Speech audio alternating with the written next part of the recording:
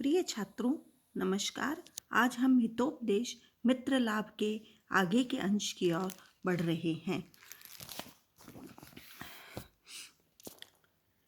कहा है, पूर्व जन्म कृतं कर्म तद्देव मिति कथ्यते तस्मात् पुरुषकारेण यत्नं कुर्यात् अतन्द्रितः।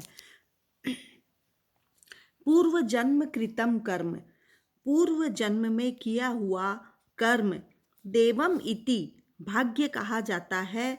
तस्मात् इसलिए अतंद्रितः सन, अतंद्र तंद्राओं से रहित अर्थात आलस्य रहित होकर के पुरुष कारेण पुरुषार्थ से यत्नम कुर्यात मनुष्य को प्रयत्न करना चाहिए। यथा मृत पिंडतः कर्ता कुरुते यद यद इच्छति एव आत्मकृतं कर्म मानवः प्रतिपद्यते। यथा जिस तरह से कर्ता मन करने वाला अर्थात कुंभकार जो होता है वो मृत पिंडतः मिट्टी के पिंड से आत्मकृत कर्म अपने द्वारा किए गए कर्म को प्रतिपाद्यते प्राप्त करता है। कि जिस प्रकार कुंभकार मिट्टी के पिंड से जो बनाना चाहता है वह बना देता है। मिट्टी के घट से घट शराब आदि बनाना उसकी इच्छा पर निर्भर करता है। उसी प्रकार मनुष्य अपने द्वारा किए गए कर्म को प्राप्त करता है। इच्छा से जैसा ही अच्छा व बुरा कर्म करता है और भाग्यवश उसके वैसे ही फल को प्राप्त करता है। जैसे कुंभकार जैसा बर्तन बनाएगा उसी के अनुकूल उसे कम या अधिक मूल्य जो है वो प्राप्त होगा। काकतालीयवत् प्राप्तम दृष्ट्वापि निधिम अग्रतः न स्वयं देवम आदत्ते पुरुषार्थम अपेक्षते। कि काकतालीयवत् प्राप्तम अचानक सहसा अप्रत्याशित रूप में प्राप्त हुआ जो निधिम खजाना है, अग्रतः दृष्ट्वा अपि आगे पड़ा हुआ देख करके भी देवम स्वयं न आदत्ते भाग स्वयं ही उसे उठाकर नहीं देता है। अर्थात उसे मनुष्य को अपने आप हाथ से उठाना पड़ता है। उद्योग के बिना वह भी नहीं मिलता है। इसीलिए पुरुषार्थम अपेक्षित उद्योग परिश्रम की अपेक्षा रहती है। कि भाग्य से सहसा प्राप्त भी संपत्ति को हस्तगत करने के लिए मनुष्य को प्रयास स्वयं करना पड़ता है। किसी एक से कार्य सिद्ध नहीं होता है। यहाँ काकतालीय कौवा और ताड़ का फल वस्तुतः यह एक लोक प्रचलित न्याय है जिसका तात्पर्य है कि अचानक ही कोई वस्तु प्राप्त नहीं होती।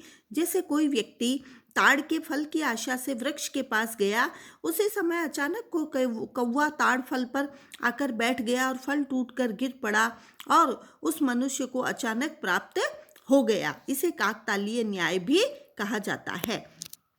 फिर आगे कहा है, उद्यमेन ही सिद्ध्यन्ति कार्याणि न मनोरथैः नहि सुप्तस्य सिंहस्य प्रविशन्ति मुखे मृगा। कि ही कार्याणि क्योंकि कार्य जो है उद्यमेन सिद्ध्यन्ति, उद्यम अर्थात परिश्रम से ही उद्योग से ही कार्य सफल होते हैं। न मनोरथैः केवल इच्छा मात्र से नहीं। जैसे कि सुप्तस्य सिंहस्य सोए हुए सिंह के मुख में मृग जो है न प्रविशन्ति अपने आप प्रवेश नहीं करता है। सिंह जैसे शक्तिशाली वनराज को भी शिकार के लिए स्वयं पशुओं को मारने का प्रयत्न करना ही पड़ता है। वह सोता रहे तो मृग अपने आप उसके मुख में नहीं आकर के प्रवेश करेगा। केवल इच्छा मात्र से नहीं, भाग्य या इच्छा के भरोसे रह करके मनुष्य को कर्म नहीं करना चाहिए। मातृपितृकृत अभ्यासः गुणितामेति बालकः न गर्भच्युति मात्रेण पुत्रो भवति पंडितः। कि मातृ पितृकृत अभ्यास है, माता पिता के द्वारा जिसे अभ्यास अर्थात विद्या अध्ययन कराया गया है, ऐसे गुणिताम एति निपुणता को वह बालक जो है वो प्राप्त करता है। न गर्भच्युत मात्रेण गर्भ से उत्पन्न होने मात्र से ही सह पंडितः न भवति वह पंडित नहीं होता है। माता पिता केवल जन्म देने मात्र से ही बालक को विद्वान नहीं बना सकते, उसे विद्याध्ययन भी कराना पड़ता है, तभी वह विद्वान बनता है। क्योंकि विद्या एक अर्जित धन है। वह पैतृक धन के रूप में प्राप्त नहीं होती है, सबको उसे परिश्रम से अर्जित करना पड़ता है।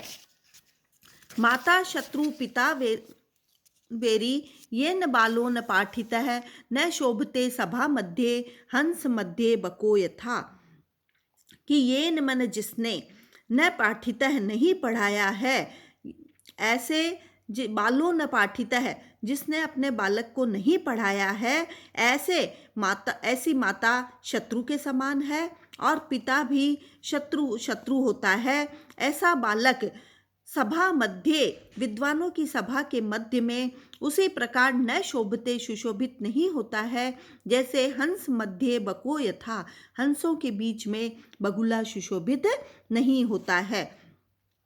फिर आगे कहा है, रूप यौवन संपन्ना विशाल कुल संभवाः विद्याहीना न शोभन्ते निर्गंधा इव कंशुकाः, कि रूप यौवन संपन्ना सौंदर्य और युवावस्था से पूर्ण विशाल कुल संभवा बड़े और उच्च कुल में उत्पन्न होने वाले विद्याहीना विद्या से रहित लोग निर्गंधा किंशुका इव सुगंध से रहित, किंशुक कहते हैं पलाश को, कि पलाश के फूल की भांति न शोभनते शोभा को प्राप्त नहीं होता है, कि पलाश का फूल लाल वर्ण का होता है और कोमल होने के कारण देखने में बड़ा सुंदर लगता है, और पलाश के वनों में ये बड़ी मात्रा में लगे हुए दिखाई देते हैं, पर उस फूल में कोई सुगंध नहीं होती है, वह उपवन में शोभा नहीं पाते हैं और लोगों के द्वारा उपेक्षित ही होते हैं। इस प्रकार भले ही लोग देखने में सुंदर युवक हों, उच्च कुलीन भी हों, पर यदि वे विद्या विहीन हैं तो वे आदर को प्राप्त नहीं करते हैं। अपरंच और भी कहा है, पुस्तकेषु च नाधीतम गुरु सन्निधौ न शोभते सभा मध्य जार गर्भ इव स्त्रियाः, कि पुस्तकेषु जिन्होंने पुस्तकों को न अधीतम नहीं पढ़ा है और गुरु सन्निधौ च न अधीत है और न गुरु के समीप ही अध्ययन किया है, ऐसे अशिक्षित मनुष्य जार गर्भ इव स्त्रियों के व्यभिचार से उत्पन्न वर्ण संकर व्यक्ति के समान न शोभते सभा मध्य, सब विशिष्ट लोगों की सभा के मध्य में सुशोभित नहीं होते हैं। जैसे जारज व्यक्ति को विशिष्ट जनों के बीच कभी सम्मान नहीं मिलता है, समाज में वर्ण संकर मनुष्य हेय दृष्टि से देखा जाता है, इसी प्रकार विद्याध्ययन जिसने नहीं किया है वह भी कभी उच्च लोगों में आदर का स्थान प्राप्त नहीं कर पाता है। मूर्खोपि शोभते तावत सभायां वस्त्र वेष्टितः तावत च शोभते मूर्खो यावत किंचिन न भाषते, कि वस्त्र वेष्टितः सुंदर वस्त्र को धारण किए हुए मनुष्य जो है तावत तब तक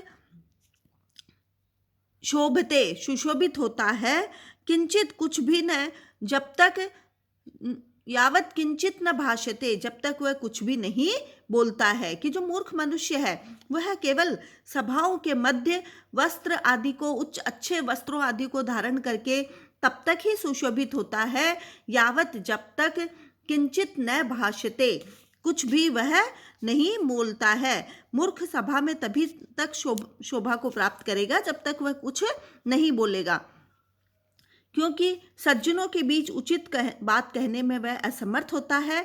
भले ही ऐसा मूर्ख अच्छे कपड़े पहना दिए जाएं, जन समूह में आदर प्राप्त कर ले, लेकिन उसको आदर तभी मिलेगा जब वह कुछ बोलेगा, जब तक वह कुछ बोलेगा नहीं। बोलने पर तो उसकी मूर्खता प्रकट हो ही जाती है। एतत् चिंतयित्वा, इस बात को विचार करके स राजा पंडित सभाम कारितवान, उस राजा ने एक पंडितों की सभा को करवाया और उवाच कहा, राजा ने कहा, भो पंडिताः, अरे पंडितों, श्रूयताम मम वचनम, मेरे वचन को सुनो। अस्ति कश्चित् देवम भूतो विद्वान, कि कैसे मनुष्य विद्वान हो सकता है, मनुष्य विद्वता को कैसे धारण कर सकता है। यो मम पुत्राणाम, जो मेरे पुत्रों को नित्य हमेशा उन्मार्गगामी नाम, जो उन्मार्ग की ओर जा रहे हैं, अनधिगत शास्त्राणाम, जिन्होंने शास्त्रों का अध्ययन नहीं किया है, इदानीम नीति शास्त्रोपदेशेन, उनको इस समय नीति शास्त्र का उपदेश दे करके पुनर्जन्म कार्य तुम समर्थ है, उनको फिर से योग्य बनाने में, पुनर्जन्म करने में समर्थ है। यतः, क्योंकि कांचः कांचन संसर्गाद दत्ते मार्कतिम द्युतिम तथा सत्सन्निधानेन मूर्खो याति प्रवीणताम, कि कांच है क्योंकि कांच सफेद होता है और चमकीला होता है, और कांचन संसर्गाद, जब वह कांचन सोने के पास रख दिया जाता है, तब धत्ते मार्कतिम द्युतिम, तो वह सोने की कांति से मिलने पर उसमें भी कुछ चमक आ जाती है। तथा तत्सन्निधानेन मूर्खो याति प्रवीणताम, इसलिए मूर्ख भी सज्जनों की संगति से प्रवीणता, योग्यता को प्राप्त कर सकता है। उक्तम च, कहा भी गया है, हीयते ही मतिस्तात ही नई सह समागतात समैश्च समताम मेति विशिष्टैश्च विशिष्टताम।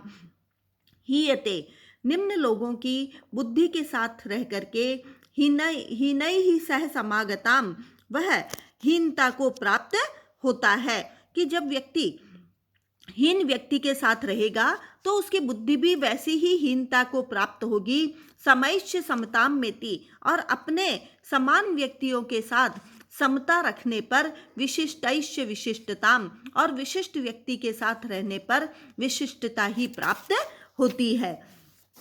कि नीच के साथ मिलने से बुद्धिहीन हो जाती है, बराबर वालों के साथ समानता प्राप्त होती है, और श्रेष्ठ जनों के साथ श्रेष्ठता को प्राप्त करता है।